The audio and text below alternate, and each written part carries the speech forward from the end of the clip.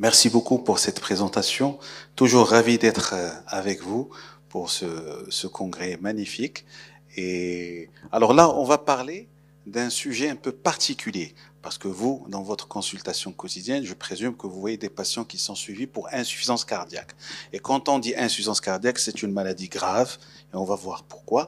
Et c'est des traitements au long cours, c'est une gestion quotidienne, et vraiment c'est une prise en charge multidisciplinaire, et qui va de l'infirmière, du kiné, du médecin généraliste, du cardiologue. On va voir, c'est une prise en charge.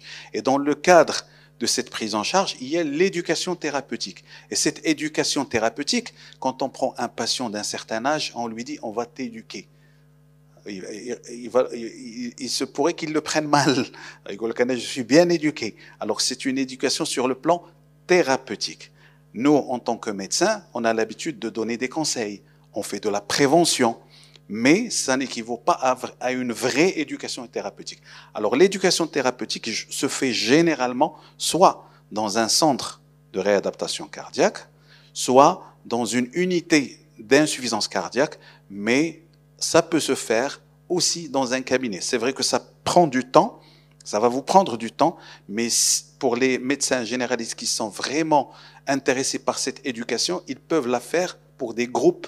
Parce qu'on ne peut pas la faire pour un seul patient, ça va prendre du temps. Mais si vous rassemblez 5, 6, jusqu'à 10 personnes en même temps, vraiment ça... Et les patients aiment ça. C'est-à-dire que là, il faut que le patient soit au centre de la maladie. انتم كتعرفوا بان شحال patient qui يجي ما عارفش شنو عنده. Il sait pas pourquoi il est suivi, il prend des traitements, il ne sait rien. كتقول له باش مريض كيقول لك بالقلب. Alors, c'est quoi votre pathologie, c'est quoi votre traitement, pourquoi vous avez fait cette insuffisance cardiaque. Et donc, cette éducation thérapeutique, elle suscite la participation active du patient dans son processus de soins et de suivi. Pourquoi? Parce que vraiment, ça a donné des résultats et ça diminue la mortalité de 30%. Et ça permet d'éviter quelques réhospitalisations. Vous savez, quand un patient fait une décompensation cardiaque, alors, dès qu'il fait la première, vraiment, s'il n'y a pas une vraie éducation thérapeutique, si vous ne lui dites pas qu'il faut qu'il prenne son traitement, il faut le régime hyposodé, il y a beaucoup de choses avec lesquelles on peut éviter ces réhospitalisations. Donc, c'est un élément clé pour éviter la progression de la maladie, et ça permet d'améliorer non seulement la qualité de vie, mais aussi l'espérance de vie. D'accord? Donc on va aller vite parce qu'on a pris du retard. C'est la définition de l'éducation thérapeutique. C'est-à-dire, elle vise à aider les patients à acquérir ou maintenir les compétences dont ils ont besoin pour gérer au mieux leur vie avec une maladie chronique. C'est-à-dire que le patient doit être au centre de la maladie, des compétences. Lui-même, il va devenir le principal acteur de sa propre prise en charge. D'accord? Même s'il est illettré, même s'il les signes d'alerte, le traitement à quoi il sert. Donc, il y a beaucoup de choses. D'accord? Donc, il y a la sensibilisation. Donc, il faut qu'il soit sensibilisé. L'information, il va faire un apprentissage et bien sûr, il faut l'accompagner. Alors ça, c'est un peu d'histoire. Quand est-ce que ça... Il y a des diapositives que je vais sauter parce qu'on n'a pas beaucoup de temps. Alors, c'est ce que je viens de dire. Regardez.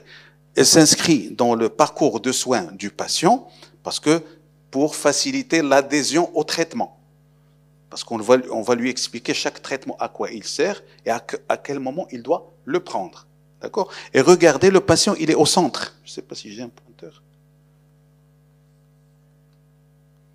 Alors regardez, le patient, il est au centre et il est entouré par des formateurs. Il y a le médecin généraliste, le cardiologue, l'infirmière et le formateur en éducation thérapeutique. Il y a des infirmiers et des infirmières qui sont formés en éducation thérapeutique. Ça va venir au Maroc, là on est en train de voir comment faire. Et le patient, il est au centre pour qu'il change de statut. Regardez le statut au départ, il était spectateur. Donc il écoute, il obéit, il suit les consignes. Mais après, il faut qu'il devienne acteur. Il faut qu'il comprenne sa maladie.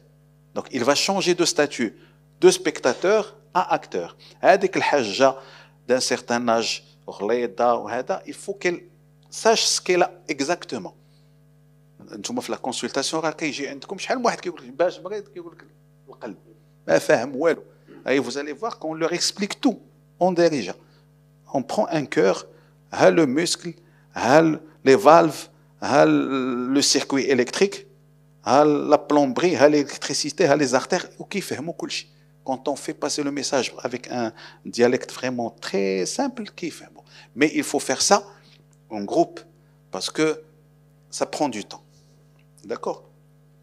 Donc, pour que le patient devienne plus autonome et bien sûr, donc la finalité de l'éducation thérapeutique, c'est que voilà, c'est un savoir qu'on donne au patient. Il faut le savoir faire et il faut le faire dans la durée. Tout ça pour améliorer la qualité de vie et l'espérance de vie. Alors, parmi les choses sur lesquelles on va axer notre présentation, il faut que le patient comprenne sa maladie et son traitement. D'accord? Sa maladie, c'est l'insuffisance cardiaque. On ne fait pas une insuffisance cardiaque comme ça. Il y a une cardiopathie sous-jacente. D'accord? Il faut qu'il comprenne pourquoi il a eu cette insuffisance cardiaque. C'est soit une pathologie valvulaire, soit une pathologie musculaire, soit une pathologie rythmique. Donc, il y a beaucoup de choses. Et il faut qu'il comprenne ses traitements. C'est-à-dire, le patient insuffisant cardiaque, il a certains traitements. Et je vais vous montrer parce que là, actuellement, selon les dernières recommandations, il y a des molécules qui doivent sortir obligatoires chez le patient insuffisant cardiaque. Et il doit les connaître. Par exemple, le bêta-bloquant, d'accord? L'IUC ou la Uperio, tous les médicaments, à quoi ils servent? Alors, il faut qu'il sache sa maladie et son traitement pour vivre le plus sainement possible. Et bien sûr, le maintien de la qualité de vie. À part les médicaments, la connaissance de la maladie, il y a l'exercice physique et l'alimentation. Ça rentre dans l'éducation thérapeutique. Et comme vous avez vu tout à l'heure, il y a plusieurs intervenants. Il y a le médecin généraliste, il y a le cardiologue, il y a les infirmières et il y a le nutritionniste aussi. D'accord? Et des fois, dans le cadre de la nutrition pour l'insuffisance cardiaque, on appelle aussi la femme ou bien la famille, ceux qui sont avec le patient à la maison. Parce que c'est eux qui cuisinent, c'est eux qui... Donc on va voir tout à l'heure tout ce qui est sel, tout ce qui est alimentation. Et bien sûr, on apprend au patient aussi comment il surveille sa santé. C'est-à-dire que le patient lui-même, il doit savoir prendre le poids, il doit savoir mesurer la tension artérielle chez lui à la maison, la fréquence cardiaque, elle est constante. Il doit savoir reconnaître les œdèmes des membres inférieurs. Et s'il est plus dyspnéique que normalement, il doit le faire savoir. S'il a une ascite, bien un ventre qui est gonflé, il doit le... Donc c'est des signes, ce qu'on appelle des signes d'alerte. Et aussi, il faut qu'il connaisse les signes de décompensation qui font décompenser la cardiopathie. C'est-à-dire, s'il a une infection, lui, il a une cardiopathie qui risque de décompenser en insuffisance cardiaque. Donc, s'il a une infection, s'il a un trouble du rythme rapide, une fibrillation, il y a beaucoup de choses qui peuvent... L'arrêt du traitement, un régime salé. Donc, donc, on avance. Alors, pourquoi l'éducation thérapeutique dans l'insuffisance cardiaque? Parce que c'est une maladie grave. Il faut savoir que l'espérance de vie, quelqu'un qui a fait une décompensation cardiaque, naît à l'hôpital, il a fait une décompensation, sa survie à 5 ans, elle est de l'ordre de 30%. Donc, c'est une maladie grave. Et le problème aussi dans l'insuffisance cardiaque, à part la mortalité, c'est le taux de réadmission, de réhospitalisation. Regardez, il y a un cercle vicieux. Les patients sortent de l'hôpital, les réadmissions, dans 30% des cas, elles sont dues à des causes qui sont dites évitables. L'arrêt du traitement. Donc, avant qu'il ne sorte de l'hôpital, il faut lui expliquer que les traitements, il ne faut jamais les arrêter. Voilà. D'accord? Chez Aoutani, c'est le régime hyposodé. D'accord? Pauvre en sel et en liquide. Dès qu'il... Vraiment, c'est des hospitalisations qui sont évitables, dans 30% des cas. Et aussi, l'insuffisance cardiaque, c'est des patients généralement âgés. Et quand on dit âgés, il y a des polypathologies. Donc, ils sont il y a des comorbidités, il y a plusieurs traitements. Et les patients âgés, il y a d'autres choses.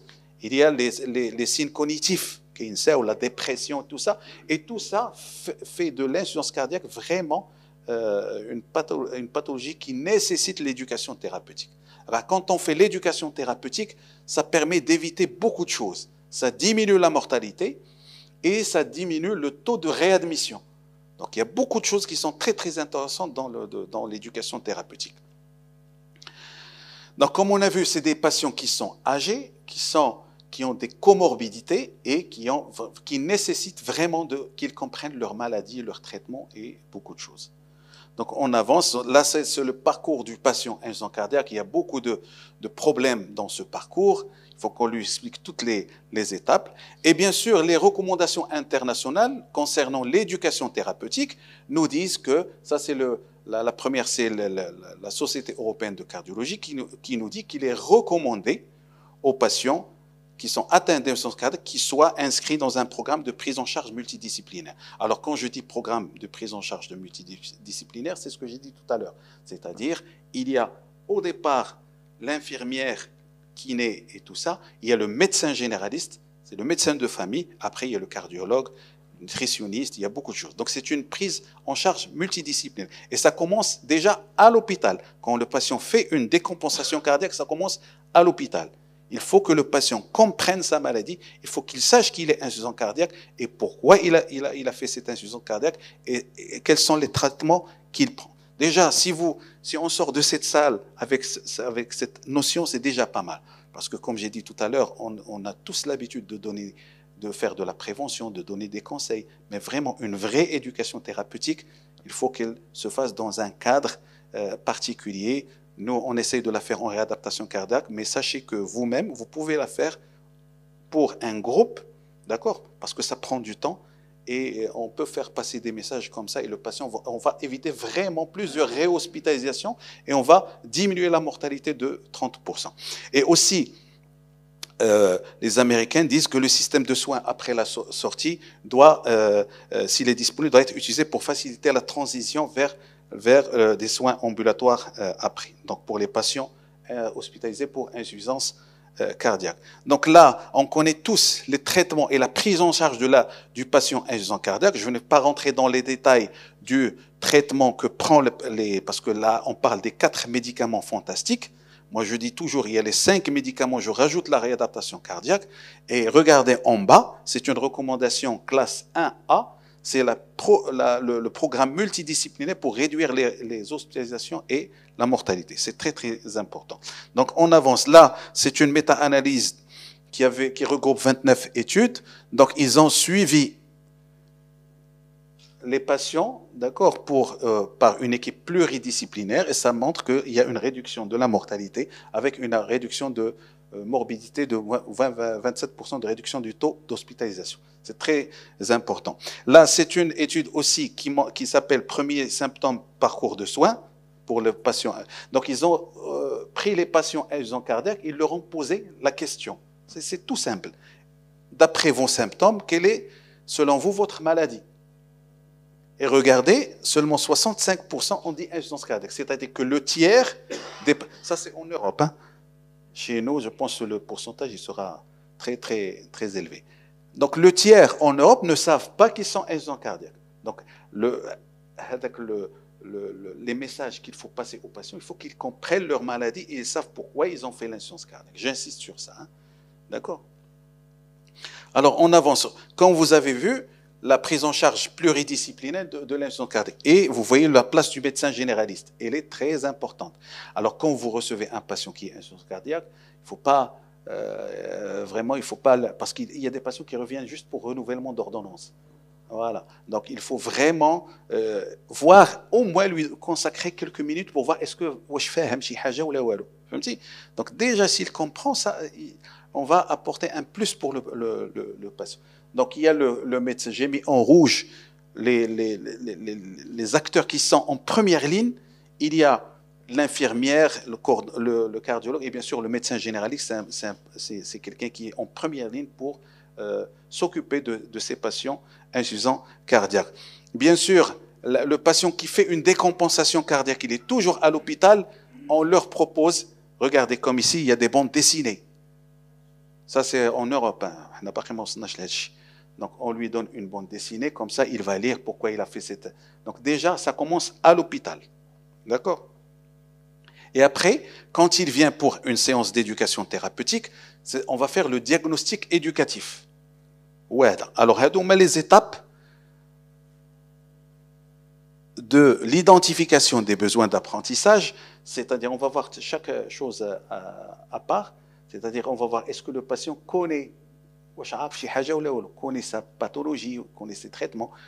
Et après, à partir de ces besoins d'apprentissage, on va élaborer le programme d'éducation thérapeutique. Parce que les patients diffèrent. Il y a un patient qui est intellectuel, qui lit sur Internet, qui connaît beaucoup de choses. Alors, il y a d'autres patients qui ne savent rien. Donc, le programme sera élaboré par rapport aux connaissances du patient, donc par rapport aux besoins d'apprentissage. Après l'élaboration du programme, on va le mettre en œuvre. D'accord? Après la mise en œuvre du programme, au fil à mesure des séances, on va l'évaluer. Parce que nous, on a un logiciel avec lequel on travaille et qui nous dit que pour l'évaluation, donc les compétences, les critères qu'il doit suivre, pour l'évaluation, on a un logiciel qui nous dit acquis, partiellement acquis, non acquis. D'accord? S'il est non acquis, il y a plusieurs séances d'éducation thérapeutique qui sont programmées. Partiellement acquis, il a besoin d'une, ou deux séances. Acquis, par exemple, s'il a la compétence sur le régime hyposodé, sur le sel, ça fait, ils sont acquises, ça fait, on passe à autre chose. Et après l'évaluation des résultats, bien sûr, il y a le suivi et l'accompagnement. Donc, on commence par l'identification des besoins d'apprentissage. Alors, ces connaissances, est-ce que vraiment il a des connaissances, des compétences de gestion de sa maladie? Est-ce qu'il connaît sa maladie? L'insuffisance cardiaque, pourquoi les traitements? Est-ce qu'il a des lacunes? Les besoins qu'il a? Et quel plan élaborer? Et bien sûr, est-ce qu'on est efficace? Quand vous lisez ça, ça va vous paraître un peu, ça va prendre beaucoup de temps. Mais sachez que ça peut se faire juste, c'est l'infirmière qui peut faire tout ça. Ou bien quelqu'un qui est formé en éducation thérapeutique. Mais après, on va élaborer le programme. Donc chaque patient, ou bien chaque groupe de patients, a son programme. Regardez, donc on va définir un programme personnalisé, les compétences à atteindre, d'accord? Parce que chaque patient diffère d'un autre patient. C'est-à-dire qu'il y a un patient qui vous dit que moi je connais ma maladie, je connais mes traitements, ou j'ai l'intention de faire du sport. Après, j'ai l'intention de voyager, j'ai l'intention. D'accord? Donc les compétences à atteindre, normalement, ce contrat, il est écrit et remis au patient pour lui permettre de s'y reporter et il engage le soignant à mettre en œuvre les moyens nécessaires au développement de l'acquisition des compétences par le patient. Alors après, on va mettre ce programme d'éducation thérapeutique pour le mettre en œuvre. Soit c'est des séances collectives et c'est les mieux pour les patients parce que je vais vous montrer pourquoi. Des fois, c'est des séances individuelles. Bien sûr, si on a le temps, vous le prenez en tête à tête et vous lui expliquez. Parce que des fois, le patient insuffisant cardiaque, il va vous parler d'activité sexuelle. D'accord? Est-ce que je peux prendre, est-ce que mon cœur, est-ce qu'il peut prendre du Viagra? Donc, il y a beaucoup de choses qui se passent entre le médecin. Il faut qu'il y ait une confiance totale. D'accord? Donc, une séance éducative égale une ou quelques compétences. C'est-à-dire, une séance, on peut parler juste de l'index de masse corporelle. Ou bien juste du sel. Ou bien une seule séance peut avoir plusieurs thèmes. D'accord? Donc les changements de mode de vie, la gestion des médicaments, des symptômes et l'autosurveillance, comme j'ai dit tout à l'heure, le poids, la taille, la fréquence cardiaque, les signes de détérioration. Il faut qu'ils les connaissent. دابا تجي عندك امراه كبيره d'un certain âge غليظه تقول لك راه رجليا تنفخوا راه ما بقيتش كنقاد نزيد من هنا لهيه. Donc c'est des signes d'alerte.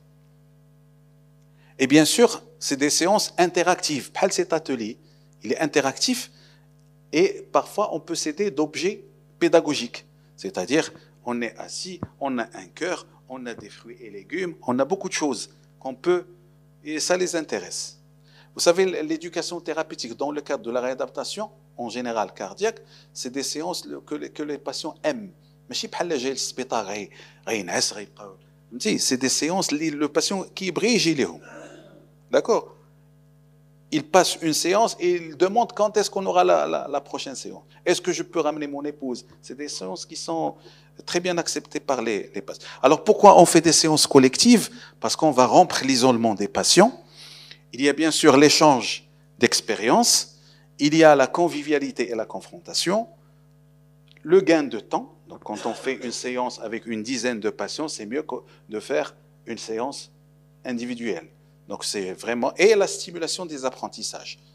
Alors moi je me rappelle quand on a commencé la réadaptation cardiaque à l'hôpital militaire, on avait un groupe, et parmi ce groupe, il y avait une dame qui était la plus âgée, moins âgée. C'est elle qui stimulait tout le groupe.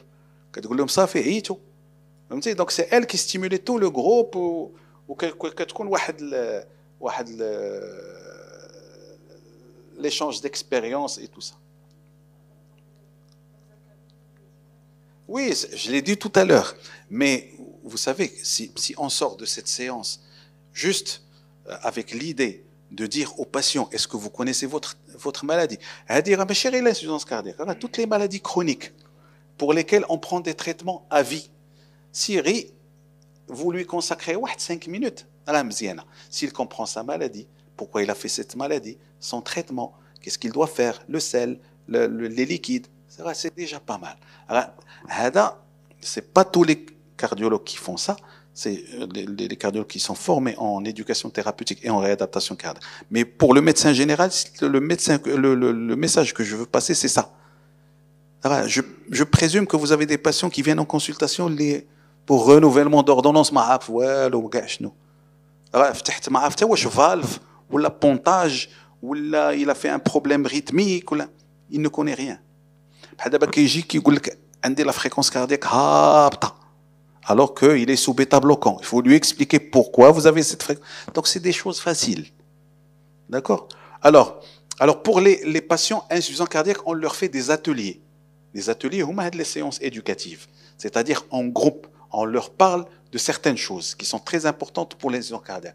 Alors on lui parle, qu'est-ce que l'insuffisance cardiaque? Il doit connaître ce que c'est que l'insuffisance cardiaque. Repérer les signes d'aggravation et y faire face, c'est-à-dire des œdèmes, l'essoufflement, il y a beaucoup de choses. Il fait un petit effort et il devient essoufflé. Et la fièvre, la tachycardie, donc il faut qu'il repère ces signes d'alerte. Il faut qu'il vive avec son traitement. C'est-à-dire, le patient insuffisant cardiaque, il a un certain nombre de médicaments. Il faut qu'il achète un pilulier. D'accord? Il faut qu'il toujours dire au patient, il va acheter le pilulier. Matin, midi, soir. D'accord? Repérer et diminuer le sel dans l'alimentation. C'est des cours, des ateliers. Et c'est simple. Hein? La majorité, c'est apprendre à gérer son stress et bien sûr l'activité physique. Donc on avance. Donc on va mettre tout ça en pratique. On va parler du cœur. Là, il faut que je sais pas quand est-ce qu'on doit finir.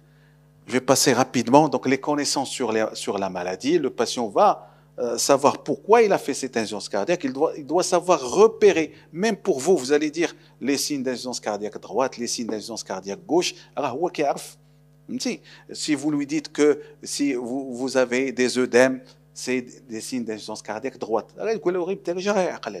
Alors les causes, est-ce qu'il a fait une insuffisance cardiaque sur une hypertension, ou bien sur une valvulopathie, ou bien sur une pathologie coronarienne, donc il y a beaucoup de choses. Les causes de l'insuffisance cardiaque. Et bien sûr, les facteurs qui favorisent cette décompensation.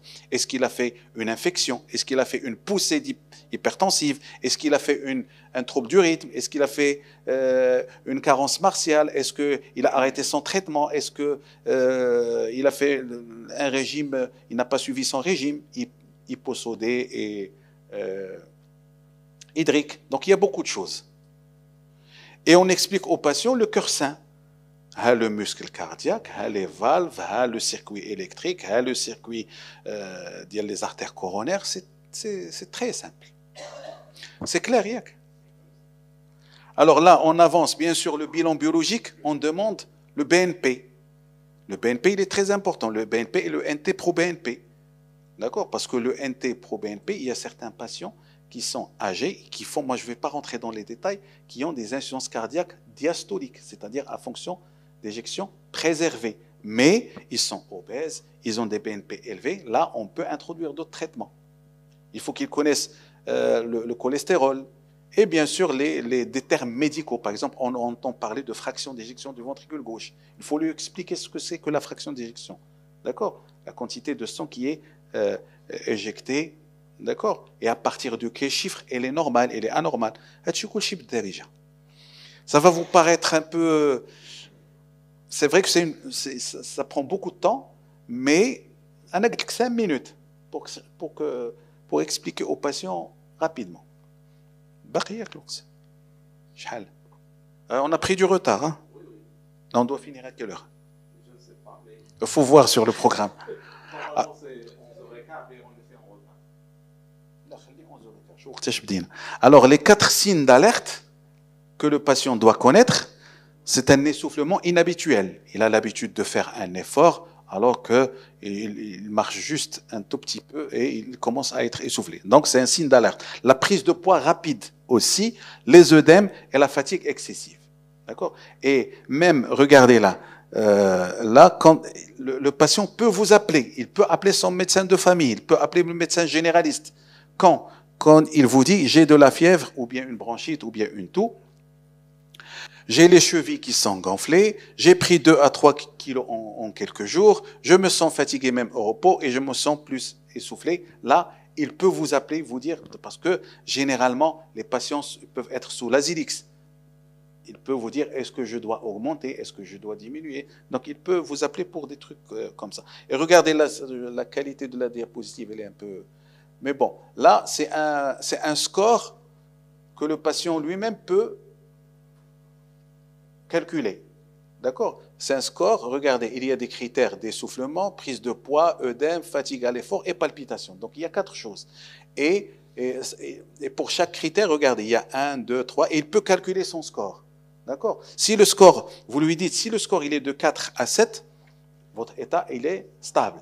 S'il est entre 8 et 10, vous pouvez augmenter les diurétiques et se peser tous les jours. Donc il peut faire ça pendant 2-3 jours et vous tenir voilà, par téléphone. Et au-delà de 10, là, regardez, il faut vraiment appeler le médecin, il faut qu'il vienne en consultation. D'accord? Les présentations, vous allez les voir après. Alors, on arrive à la diète et savoir que l'activité physique et l'alimentation peu salée font partie du traitement, au même titre que les médicaments. Parce qu'on a vu tout à l'heure, si le patient ne suit pas la diète, s'il arrête son traitement, il peut faire une décompensation et une réhospitalisation. Et plus le patient insuffisant cardiaque est hospitalisé pour décompensation, plus les décompensations sont rapprochées, plus l'espérance de vie diminue. Et vous avez vu que la survie à 5 ans, chez quelqu'un qui a fait une première décompensation, elle est de l'ordre de 30%. Donc c'est une maladie qui est très grave. Alors là, les liquides et sel, donc l'apport, je vais passer rapidement, l'apport recommandé en liquide est le كنقولوا للواحد شوف ما تشربش اكثر من ايترو حتى الايترو نصف النهار مي تشرب شنو il faut préciser واش الماء واش القهوه واش c'est tous les liquides confondus. Alors la quantité de sel par jour normalement chez nous chez le patient normal c'est 6 grammes par jour. D'accord? Mais comment quantifier cette quantité? Chez le patient insuffisant cardiaque, le régime sans sel, avec les canaux qui goulna kandiro la fiche, hamar, régime sans sel strict, ça n'existe pas. Mais parce que déjà nos reins, ils ont besoin d'un peu de sel. Hein? Voilà, peu salé. Donc c'est aux alentours d'1,5 à 2 grammes. Mais comment quantifier cette quantité? Une pincée de sel, avec les cathèses. À quoi habite qu'une pincée de sel? Regardez, c'est 1 gramme de sel. Une cuillère à café, c'est 5 grammes de sel. C'est comme ça qu'on peut plus ou moins quantifier la quantité de sel par jour. Il y a d'autres choses, hein, c'est des aliments, c'est-à-dire les boissons, les viandes peu salées, donc que vous pouvez voir après, à tête reposée. Ce n'est pas la peine que je rentre dans les détails. Et aussi, il faut savoir lire. Là, je ne sais pas, quand vous faites c'est surtout pour vos achats, surtout pour les patients. Il faut savoir lire les étiquettes d'un produit. D'accord? Alors, il faut... Hein? Hein? Mais il faut savoir que chaque portion ne doit pas dépasser 200 mg de sodium par portion. D'accord? Alors, on avance. Les traitements, bien sûr, quand vous avez le patient devant vous, vous lui dites, citez vos traitements. كاين اللي مصور في التليفون كاين اللي كيجيب معاه هذا وكاين اللي ما عارف والو. Il faut que le patient comprenne son traitement. C'est vrai que les patients ne se ressemblent pas. Il y a des patients qui sont intellectuels, تبارك الله اللي كتلقاه فاهم كل شيء. D'accord? Il y a d'autres patients qui ne savent rien. Ok? Alors ceux qui sont intellectuels, qui voyagent, ils connaissent même le nom de la DCI, qui la molécule. Alors il y a des patients qui alors pour Hado, au moins ils les gardent sur le téléphone. Alors sa gestion de prise des médicaments, est-ce qu'il l'a fait toute seule? J'ai parlé tout à l'heure du pilulier. Est-ce qu'il l'a fait toute seule ou bien c'est son épouse ou bien quelqu'un d'autre qui s'en occupe? Donc il a toujours remote. Alors la posologie, les connaissances sur l'indication. Par exemple, si vous prenez par exemple le bêta-bloquant. Le bêta-bloquant, il est indispensable chez le patient insuffisance cardiaque. Alors si vous vous rappelez bien, avant, docteur Nosek, je pense qu'il se rappelle, le bêta-bloquant était contre-indiqué chez l'insuffisance cardiaque. Mais là, c'est un médicament qui est indispensable. Plus le cœur bat lentement, plus il se remplit bien.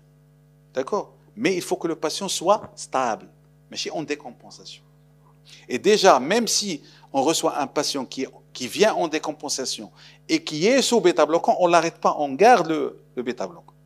Parce que ça renforce la contraction, ça renforce beaucoup de choses. Et, hein? Là, ça dépend. Ça dépend du contexte. Est-ce qu'il a une fréquence qui est trop basse? Ou bien on peut diminuer. Est-ce qu'il a une tension qui est trop basse? Parce que vous savez, les patients insuffisants cardiaques à un stade, c'est difficile à gérer. Ils viennent avec des tensions à 8, c'est très difficile. Et il faut qu'ils connaissent les médicaments contre-indiqués qui peuvent aggraver la situation, comme les anti-inflammatoires. Et bien sûr, les risques d'une automédication. Aussi, c'est très très important. Mais chez Régie, patient insuffisant cardiaque, il peut prendre n'importe quoi.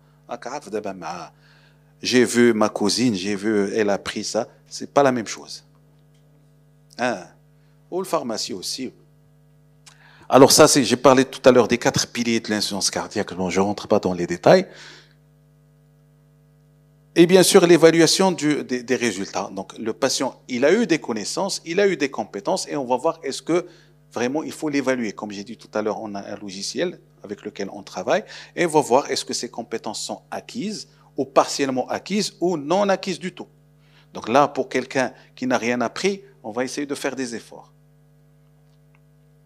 Le suivi. Alors, regardez là, c'est un registre. Pourquoi organiser le suivi après une hospitalisation? Parce que des fois, il y a l'inertie thérapeutique. C'est-à-dire que le patient, après la sortie, soit il ne prend pas son traitement, ou soit il ne prend pas des fois, il saute. Donc, il faut, après la sortie d'une décompensation cardiaque, il faut savoir que les récidives sont très fréquentes à cause de ce que je vous ai dit tout à l'heure, surtout de l'arrêt du traitement et surtout du non-respect du régime.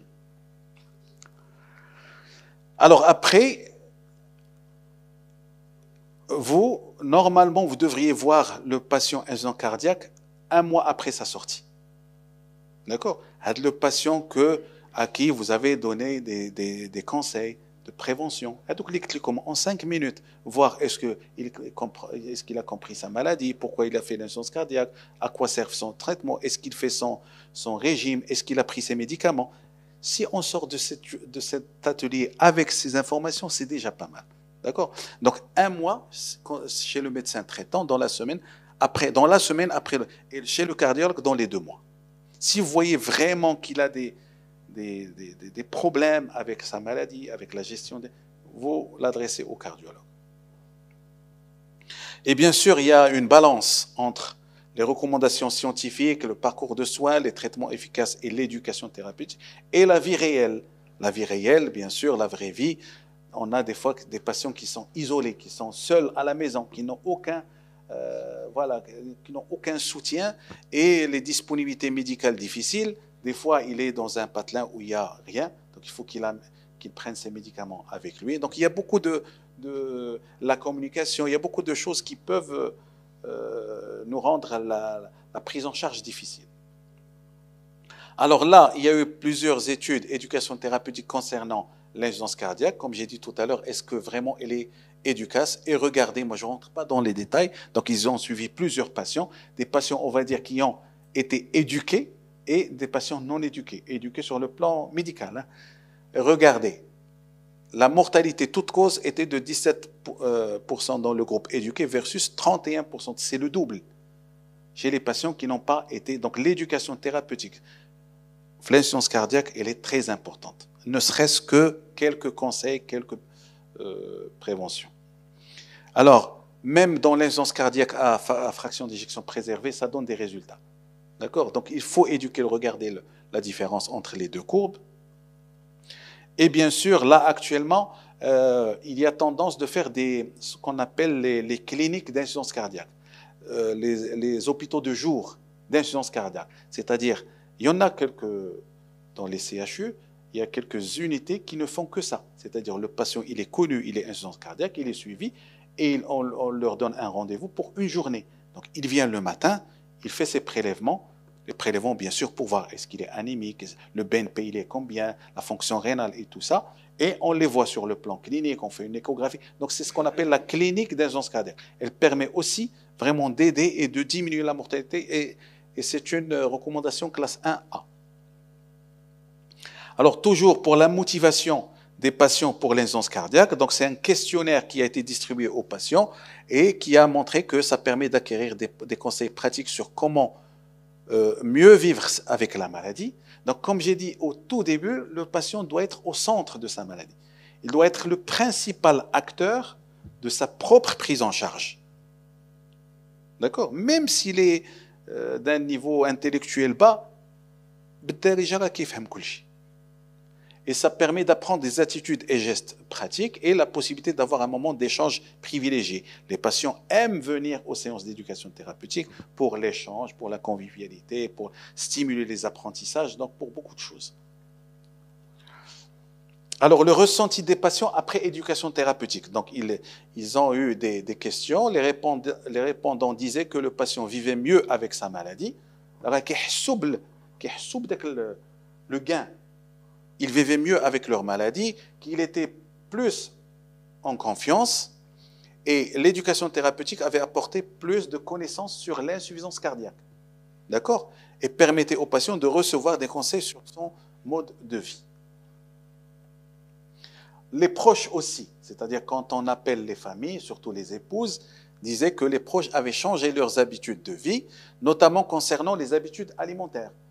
Un patient ou une patiente insuffisance cardiaque, déjà, le mari, qui est un régime hyposodé, il est d'un certain âge, ça va l'aider aussi. D'accord. La pratique d'une activité physique, un peu de marche, c'est très bien. D'accord. Et les répondants pensaient que le proche était plus attentif à l'hygiène de vie. Donc, le mode de vie, il change. La famille, mais gérer le patient. En général, donc 9,6% pour la population globale, 12% pour les proches et 8,5% pour les patients. Alors, la réalité au Maroc, bien sûr, les hôpitaux, tous les soignants ne sont pas formés en éducation thérapeutique. Il faut qu'on crée soit un DU ou bien une formation pour vraiment former le personnel paramédical en éducation thérapeutique. La formation BAC n'existe pas pour le moment, mais il faut la faire. C'est très très important. L'éducation thérapeutique souvent délaissée au profit d'autres tâches plus urgentes pas de codification de l'éducation thérapeutique. Sachez que jusqu'au jour d'aujourd'hui, en matière de réadaptation cardiaque, parce que la réadaptation cardiaque, il y a deux grands volets. Il y a le réentraînement à l'effort et il y a l'éducation thérapeutique. Jusqu'au jour d'aujourd'hui, elle n'est pas prise en charge. En 2017, on a déposé le dossier. Donc les patients qui vont suivre un programme de réadaptation, ils doivent payer de leur poche. Et quand on demande pourquoi, parce que l'acte en rééducation fonctionnelle en général, c'est 90 dirhams, 90. Mais en réadaptation cardiaque, parce qu'il y a beaucoup de choses, il est un peu cher. C'est 275 € par jour en France. Au Maroc, quand on a commencé en 2017 à l'hôpital militaire, on a mis 1000 dirhams. Et là, on vient d'ouvrir un centre à Rabat, un petit centre. J'ai mis 750 dirhams. Mais les patients, ça dépend. Il y a un patient qui va payer 750, il y a un patient qui va ne rien payer. Donc, mais on essaye au moins de faire quelque chose. Alors, les centres de réadaptation, bien sûr, ils sont rares. Pas de formation, comme j'ai dit, spécifique à l'éducation thérapeutique. Le temps, le financement. Donc, vraiment, c'est un parcours qui est vraiment difficile à motiver. Mais il faut commencer au moins faire quelque chose. Alors, il faut savoir qu'on a mis en place c'est une association qui fait son congrès annuel pendant la journée de l'insuffisance cardiaque à Rabat, à l'ordre des médecins. C'est une association de patients insuffisants cardiaques. Toute l'association, le bureau, ce sont des patients insuffisants et qui sont très, très actifs. Donc, ils font leur congrès annuel à Rabat, je pense, à la journée de l'insuffisance cardiaque. Donc, et ils ont mis en arabe qu'on distribue aux patients. Alors, le pronostic et la qualité de vie des patients insuffisants cardiaques doivent être améliorés. Donc, une stratégie thérapeutique efficace pour l'éducation du patient. Alors, ce qui est important, c'est le patient qui doit être au cœur de son cœur. Lui-même. Même s'il a un niveau intellectuel bas, il doit connaître sa maladie.